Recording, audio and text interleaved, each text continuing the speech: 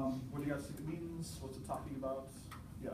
This is one of his like suicidal thoughts, was it not? He's talking about like how he like enjoyed the atomic bomb being made or something. He's like, if they ever drop in another one, I want to be right on top of it. Mhm. He's like, I swear to God, I'll volunteer or something. Cool. Why is he talking about that in the first place? Why is this bomb like on? Didn't he watch a movie or something about war? Yep. And this is the first time in the book where he brings up war. We know, what do we know about J.D. Salinger and that whole situation? He's in the middle of Right? a war. So remember, J.D. Salinger, just as a refresher, has seen more combat in World War II than almost any other American soldier. Like, he's seen more bad things than almost anybody else. So there's got to be something telling when World War II comes up in this book, you know? So what do you think, like, why do you think Holden tells us about the story about going to see the movie in World War II and anything like that? Any thoughts? Yeah. Well, maybe he feels like, what is actually happening, he feels like it's not real kind of thing. Like the, problem with reality and differentiating. Huh? Talk about that more. What do you mean by that? Like, I don't remember what it's called, but it's like, when you can't tell, like, if your life is real or anything that's happening around you is real or that kind of stuff. Mm-hmm. So, like, when it's actually happening, I just write it down. That's kind of how we feel maybe.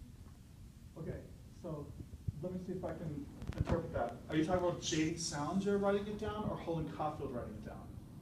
J.D. Hollinger. So J.D. Salinger writing it down. Yes, right on. So like, this is his war book essentially, and this is the only section of the book where he writes about the war that he's been into, and he writes about it through a bunch of crappy movies that Holden's seen that are like super phony and like.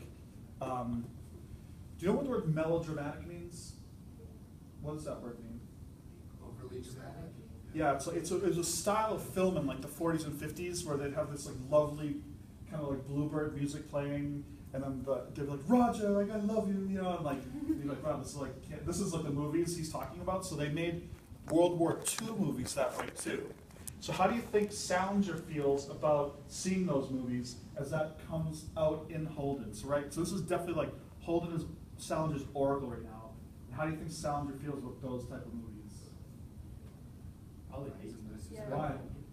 Because they're not what happened. Yeah, they're not so real. far away from the truth. You know what I mean? So Hollywood, and remember, I think it's like the first or second line of the whole story, in the first paragraph. He says, "My brother went out to Hollywood to be a prostitute." You know, and what's he talking about back then? Being published. Yep, and he's writing for the movies now. You know what I mean? So to Holden, the movies are like the worst thing you can do. And now we're finally starting to realize, remember I think we talked about it last class, where I kept asking myself, I was like, why does he hate actors so much? And here's another example. He sees, he goes to the Radio City Music Hall, he goes with Sally Hayes to a performance of The Lunts, you know what I mean? It's like blowing his mind. He hates it. And this is, I think, one of my favorite lines of the whole movie, of the whole book, is that he's describing this like terrible melodrama he's seen at the Radio City Music Hall, and you're like 3 pages into it, you're like, why is he telling us this? He's telling us like almost line for line, you know. There's always coffee before. Yep, everything that's happening. At the end, he says, and he doesn't even get to finish it. He only gets about halfway through, and he's like, I gotta stop. He goes, so people get married and everything's fine, and then this Great Dane comes in with a bunch of puppies. Everybody thought it was a male, I suppose, or some goddamn thing. All I could say, don't see it if you don't want to puke all over yourself. That was like one of the funniest lines of that book to me, you know? And it's really about, I think, Salinger saying, hey, American people, or my audience, what you heard about the war isn't what happened, you know? And do you think, is that relevant to today at all? Definitely. How so? Like a lot of war and what's going on overseas is completely just like sugar coated and like left out the finer details of what happened. Like I feel that's like something that happens today all the time, Mhm. and Yeah. it's a misconception. Megan? I feel like that's really with anything in today's society now, is that the media takes stuff and they warp it Mhm. to something that it's not. Mhm. So do you know what media is? Like, do you know what that word means in like Greek or Latin or anything? it just means middle.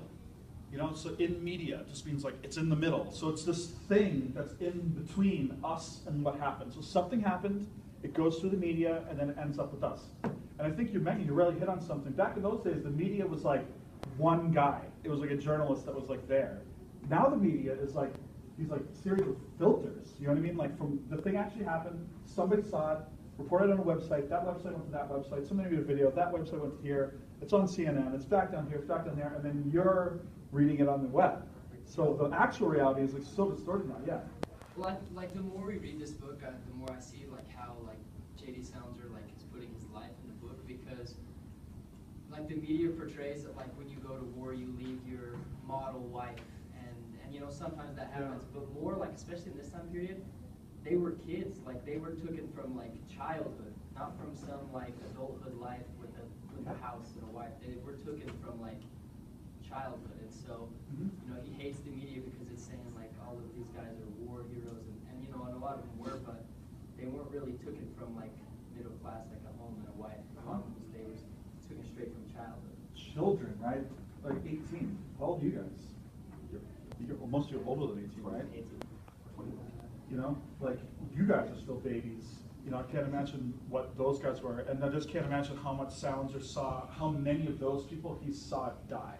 You know, so I think that that's happening too, and it's really around chapter 17, 18, 19 where this book really starts to kind of like pull together. You know what I mean? Like we kind of start to see, I think, a greater purpose, maybe a greater singular purpose for explaining something, describing something. We can talk about that more as we go on. But like now, when we look back at it's like we have answers now. For example, when we look back at Thompson Hill when he's standing there by himself, do you remember what he was waiting for? Like why he couldn't leave? He said, I just was waiting to say goodbye. Like I needed to say goodbye. Now that we've read like 3/4 of the book, like what other things has he wished he could have said goodbye to that he wasn't able to? His brother. His brother, right? We have this weird scene in the cemetery. So Holden missed his brother's funeral because he punched through the glass, which must have been a pretty horrific injury because he can't move his hand anymore, right? So that means he probably like severed like some ligaments in here. He probably did some serious damage in there. He just says like, well, yeah, I was in the hospital for a couple days. But somebody take me through the scene where he's describing Allie's funeral and like the cemetery and everything like that. I thought it was so weird. What was happening there? He was, with his parents, and it started raining. So everyone was getting in their cars and turning on the radio and getting nice and comfy. And he got super pissed because Allie can't do that.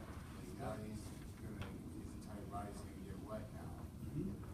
Do you notice anything peculiar about how he describes Allie's body in that paragraph? His aunt said it was like peaceful, I think. Yep, his aunt with halitosis. He definitely made sure to tell us that like all the words coming out of her mouth were stinking.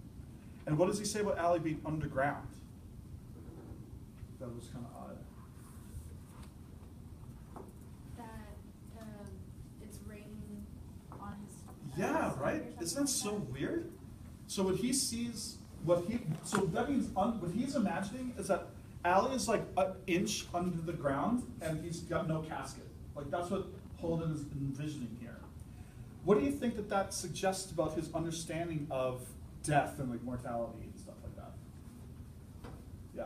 He definitely does not have a clear picture of that, and he also has like a skewed image of it, like how one of my family members lost their mom when he was really young, Mhm. and they made him go see her, in the coffin, and it's like very daunting, but Yeah. also he was able to accept it. Yeah, like she's dead, like this is happening, Yeah. But he's not there yet, you know what I mean? By not imagining the coffin, and that final complete mortality of the burial, the coffin, the funeral, like he missed all that stuff. What does he have this irrational and maybe insane hope for? That he'll come back. Yeah, right? Like he's not really recognizing that his brothers are really dead. So that's kind of crazy too. Do you think Salinger might feel that way about the soldiers that had died? You know what I mean? Right? So it's kind of crazy. Like, all happened so fast in war. Just dead. A lot of them Yep. disappeared. Yeah. A lot of them they never just found. Have you seen, I'm sure you've seen like Saving Private Ryan and like other movies about D-Day. Yeah. Like, Saving Private Ryan, I guess, did a good job. I wasn't there, but there was something like in bananas about that landing. You know what I mean? Like they just, like their whole strategy was like, okay, we're just gonna have numbers here. Like we're just gonna have as many boats as we can. We have no particular strategy. You're all gonna get out in about like 4 feet of water, so that should make you really easy to shoot at. And you're just gonna like run as fast as you can and hide on the beach where there's the only thing protecting you is sand. You know what I mean? Like that's like the strategy. That's like the best thing they had. And in these movies and documentaries I've seen and accounts I've read, it just is like a bloodbath. It's like after a while, people are walking over bodies. Like you're like kind of climbing over bodies to get where you need to go. And so that's what like that's Salinger's experience there. You know. Cool. Okay. Let's talk about Sally. So we meet Sally Hayes. What do you guys think about her? She's just a young girl, just going on dates. I don't know. Yeah. She kind of didn't really want to kiss him because her lipstick, but then she totally did. Uh-huh. And then she's flirting with this other guy. Mhm. You know, she wants to go to the park. She's just a normal. She's not like a terrible person or anything, you know what I mean? Like, at all. But what is the difference between her and him, do you think? Like, they're probably not gonna be a match, you know what I mean? Like, and why do you think that is? I'd say their mental state is one thing. She kind of seems like just like a positive, you know, typical girl, and obviously we know he's not very positive about anything. Yep. So I think that's like one thing. And she kind of like, the vibe I got from her, she kind of like likes everything, you know, and just enjoys everything. And you know, as we know, Holden just dogs on everything, unless it's like, you know, innocence. But other than that, like he just dogs on everything and Yep. everyone. Cool? Holden's very repulsive. Hmm? But he's a very repulsive person. Sally's not. She thinks things through most of the time. Do you remember the line where she says that like they're probably gonna get married and have a family? You know, so like page 170 or 71 or something like that. She's like, when we get married and have a family, like, and he's like, what? You know? And for a second there, he's like, but and this is what another one of my favorite things. He goes, I said no. There wouldn't be any marvelous places to go after I went to college. Open your ears. This is kind of an interesting thing. He says, open your ears. This is like, after about 12 or 13 times in the book so far, he started off a sentence by saying, listen, you know, open your ears. You know, what does he want people to do to him? You know, hear him, right? It'd be entirely different. We'd have to go downstairs in elevators with suitcases and stuff. We'd have to phone up everybody and tell them goodbye and send them postcards from hotels and all. I'd be working in some office and making a lot of dough and riding to work in cabs and Madison Avenue buses and reading newspapers and playing bridge all the time and going to the movies and seeing a lot of stupid shorts and coming attractions and newsreels. Newsreels, Christ almighty. There's always a dumb horse race and some dame breaking a bottle over a ship and some chimpanzee riding a goddamn bicycle with pants on. It wouldn't be the same at all. You don't exactly know what I mean. So in her vision of their future, she's got the melodrama vision of the future, right? Like, he's gonna be, you know, like a businessman, and they're gonna be in love. They're gonna have a family, like Leave It to Beaver style, you know, like kind of like a perfect American thing. And he retells her that same idea, but what is his take on it? Like he almost says exactly the same thing as she's saying. Why does it feel so different?